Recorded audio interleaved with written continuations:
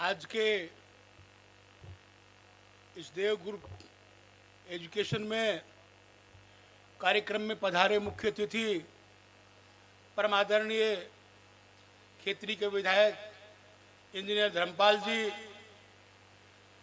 उनके साथ पधारे हमारे जिले के जिला डॉक्टर CM छोटेलाल जी, प्रोफेसर रामकुमार जी, जिला शिक्षा अधिकारी भी हमारे बीच बैठी हुई है, आदरणीय वकील साहब, सरपंच साहब बबलू जी, पूर्व सरपंच वर्तमान सरपंच हमारे ग्रेट साहब, हमारी पंचायत समिति के कई सदस्य, कारोटा सरपंच रामनिवास जी, कारोटा गांव के बुजुर्गों और माताओं बहनों, प्यारे बालकों, इस संस्था के भाई डायरेक्टर राजेंद्र जी और इनका पूरा समस्त अध्यापक और अध्यापिका बहनों, आज सबसे पहले तो मैं राजेंद्र को बहुत बहुत बधाई देना चाहता हूं। इन्होंने अपनी शुरुआत छोटे से समय में कर और मेहनत के साथ इस मुकाम पर पहुंचे कि इन्होंने एक बहुत बड़ा एजुकेशनल संस्था बना दी और कम से कम 650 बच्चों को मिलिट्री और देवनारायण स्कूल में इन्होंने दाखिला दिलाया। इसके लिए बहुत बहुत ये धन्यवाद के पात्र। मैं इनके सुखद भविष्य की कामना करता हूं और यहाँ के पढ़े हुए विद्यार्थियों की भी उनके भविष्य की कामना करता हूं कि वो अच्छे विद्यालयों में तो पहुंच गए, अच्छे विद्यालयों में पहुंचने के बाद वो अच्छे ओहदों पर जाएं और अच्छे पदों पर जाएं। जैसे अच्छे पदों पर काम करेंगे तो निश्चित रूप से भाई राजेंद्र का नाम भी होगा और इस कारोटा की पवित्र भूमिका और इस हमारे खेतरी तहसील के विकास में जो आप अधिकारी बन के काम करेंगे, निश्चित रूप से खेतरी के 4 चांद लग जाएंगे। मैं विधायक साहब आपसे निवेदन करना चाहूँ, भाई राजेंद्र ने सब शुरू में बढ़ाओ में एक छोटी संस्था खोल के और फिर बम्बई में 2-3 साल तक 4 साल तक खूब मेहनत करके लगन के साथ बच्चों के साथ रात दिन करके इस स्टेज पर पहुंचे। राजेंद्र एक बहुत ही जिसे कहना चाहिए शांत स्वभाव और एजुकेशन के प्रति, शिक्षा के प्रति, गरीबों के लिए भी इनका एक बहुत बड़ा सोच है। जो बच्चा किसी प्रकार से आर्थिक स्थिति कमजोर है उस बच्चे की मदद भी करता है और बिना किसी संकोच के इस संस्था में ये काम करता है। यही कारण है कि इन्होंने दिन और रात ये प्रोग्रेस करी है। मैं विश्वास दिलाना चाहता हूं आपको कि भाई राजेंद्र जी इस इलाके में जो भी आपको कोई काम की आवश्यकता पड़ेगी, माननीय विधायक साहब तो तैयार है, बाकी उनके साथ साथ हम भी तैयार हैं। किसी प्रकार का कोई आपको आवश्यकता पड़े तो आप विधायक साहब को और हमको समय पर टोक लेना, हम आपके बीच में आएंगे और समय पर आपके मदद करेंगे। इन्हीं शब्दों के साथ में आपके इस संस्था के भविष्य की और बच्चों के भविष्य की शुभकामनाएं देते हुए धन्यवाद। ये थे पूर्व विधायक आदरणीय श्री हजारीलाल जी गुजर साहब। भरोसा दिला रहे थे कि संस्था को किसी भी प्रकार की जरूरत हो तो हम सब आपके साथ होंगे। आइए इसी क्रम में हमारे बीच शिक्षाविद CBO मैम श्रीमती अनुकंपा अड़ावतिया से मैं निवेदन करना चाहूँगा कि वो आए और चूंकि उसी के विभाग का एक कार्यक्रम है, बच्चों को संबोधित करें। CBO ma'am.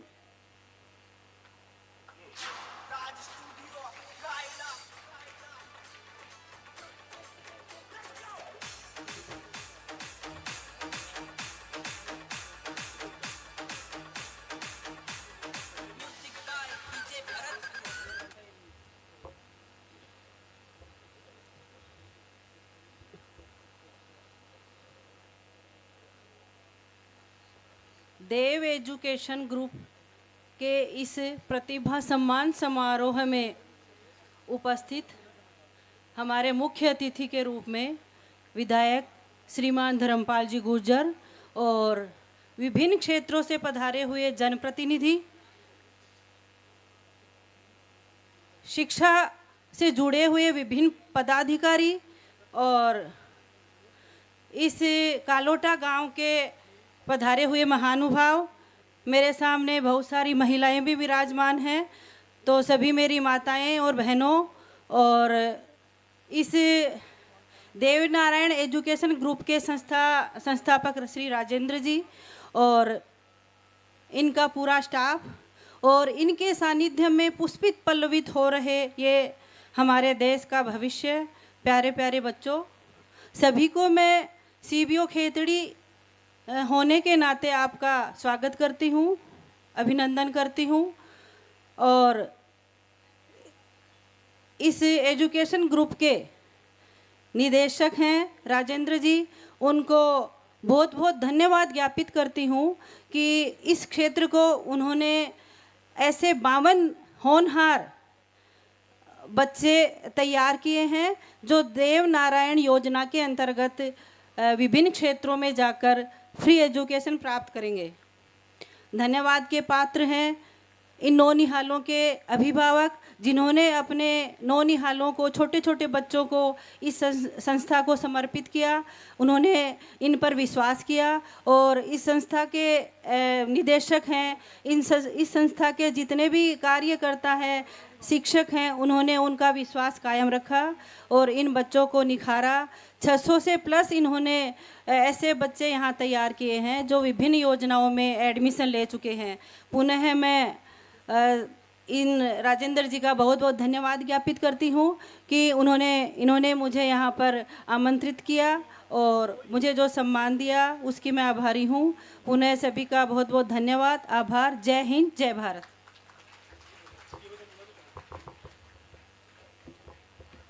सीबीओ मैम ने सार गर्भित शब्दों में अपनी बात यहाँ पर रखी। सीबीओ होने के नाते सभी का स्वागत किया, अभिनंदन किया। आइए अगले वक्ता के रूप में मैं डॉक्टर छोटेलाल गुर्जर सीएमएचओ झुंझुनू से मैं निवेदन करना चाहूंगा कि वो आए और अपने विचार व्यक्त करें।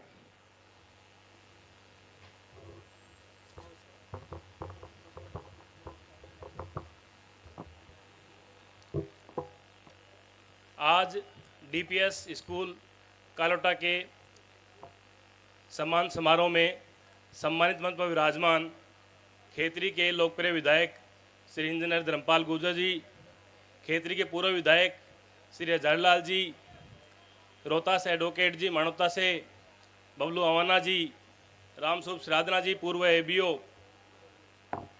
श्री हरीश जी यादव कैम्ब्रिज शिक्षण संस्थान से, फतेह सिंह शेखावत जी सरपंच बड़ाऊ और भी कालोटा और आसपास से उपस्थित सभी ग्रामीण जन, वरिष्ठ नागरिकगण और आपके खेतरी ब्लॉक की सीबीओ मैडम अनुकंपा रड़ावता जी और प्यारे बच्चों, आज के कार्यक्रम में मैं सभी का हार्दिक दिल से स्वागत करता हूं।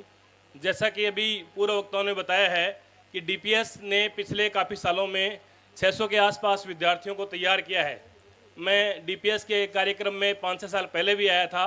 उस टाइम पे भी इन्होंने काफ़ी बच्चों को देवनारायण विद्यालय के अंदर एडमिशन करवाया था, स्कीम का फ़ायदा दिलवाया था।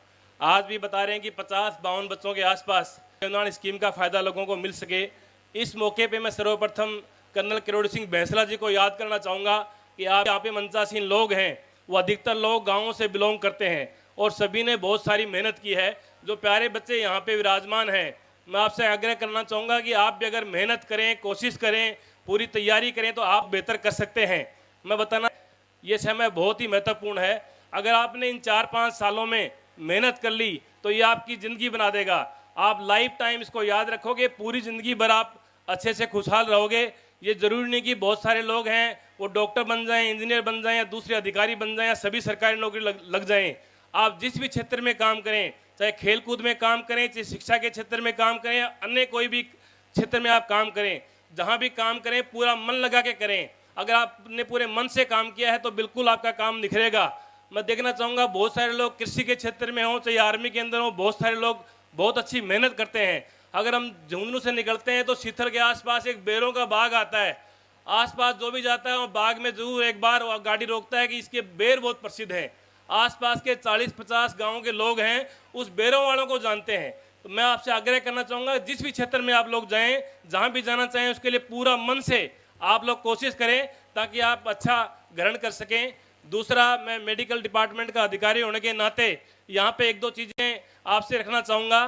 गवर्नमेंट की जो मुख्य स्कीम है, राज्य सरकार की मुख्य स्कीम है मुख्यमंत्री आयुष्मान आरोग्य योजना। इस योजना के तहत 25 लाख तक का इलाज सबको फ्री मिलता है। देवनारायण स्कीम के तहत आपकी पढ़ाई फ्री मिल रही है। आर्थिक रूप से आप लोग मजबूत होंगे तो बिल्कुल आपके जो घर परिवार के अंदर खुशियां देखने को मिलेंगी।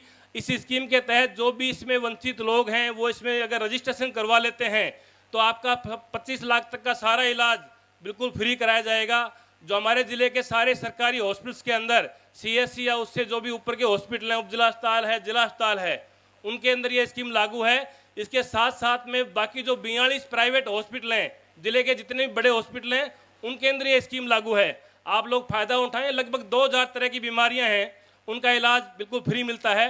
तो यहाँ पे जो लोग हैं, अगर उसको स्कीमों का पता नहीं होगा तो आपको आर्थिक रूप से भी लाभ नहीं मिल पाएगा। मेरा आपसे आग्रह है कि अगर भविष्य में आपको कहीं भी ऑपरेशन करने की, सर्जरी की या कोई इलाज की आवश्यकता होती है, आप विधायक महोदय को अवगत कराएं, इनकी टीम को अवगत कराएं, हमारे को अवगत कराएं, ताकि आपको निश्चित रूप से उसका इलाज फ्री करा सकें। जिले में जहाँ भी आपको लगता है कि इस हॉस्पिटल में चाहे गवर्नमेंट हो या प्राइवेट हो, हर हॉस्पिटल के अंदर आपको इसका इलाज फ्री कराया जाएगा, आपके कोई रुपये नहीं लगेगा। दूसरा, प्रधानमंत्री महोदय की एक स्कीम है प्रधानमंत्री वय वंदन योजना, और प्रधानमंत्री वय वंदन योजना के तहत जो 70 साल से ज़्यादा के बुजुर्ग व्यक्ति हैं, उनका इलाज गवर्नमेंट फ्री कराती है, उसको रजिस्ट्रेशन कराने की आवश्यकता भी नहीं है। हमारे कालोटा के अंदर या आसपास के गाँव में अगर कोई भी लोग 70 प्लस से ज़्यादा की उम्र के आदमी हैं, जिनकी उम्र 70 से ज़्यादा है, वो रजिस्ट्रेशन करवा लें। नहीं पता हो तो हमारे डिपार्टमेंट के आदमियों से संपर्क करें, उनका करवा देंगे, ताकि जो बुजुर्ग व्यक्ति हैं उनको किसी भी प्रकार का 1 रुपये भी उनका इलाज के लिए नहीं लगना चाहिए। आज इस मौके पे आपने बुलाया, मैं सबसे पहले DPS के जो पदाधिकारी हैं उनको इसके लिए खूब सारी शुभकामनाएं अर्पित करना चाहूँगा।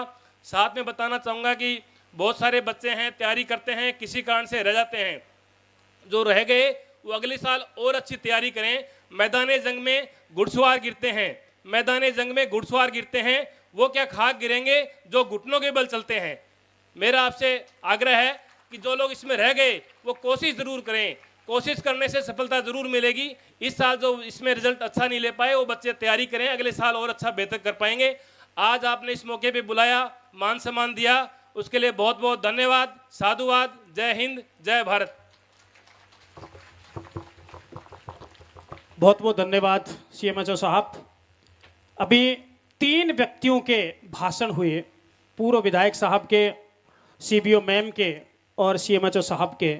सच पूछो तो ये भाषण नहीं थे, ये जानकारियां थी जो हम लोगों को मिलनी चाहिए थी।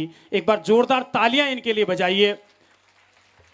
देव एजुकेशन ग्रुप कालोटा ने अब तक 600 से अधिक, 650 से अधिक बच्चों का देवनारायण योजना के अंदर चयन करवा करके कितने परिवारों का भला कराया होगा, ये सिर्फ सोचा जा सकता है, सिर्फ कल्पना की जा सकती है। आइए एक छोटा सा कार्यक्रम हम, उसके बाद हमारे 3 वक्ता हैं, उसके बाद MLA साहब को हम सुनेंगे और बहुत देर तक सुनेंगे, क्योंकि सभी लोग चाह रहे थे कि MLA साहब को हम सुने। तो आइए एक छोटा सा कार्यक्रम के लिए रिया एंड पार्टी इतनी सी हंसी एक छोटा सा कार्यक्रम लेकर के आएंगी। आइए रिया एंड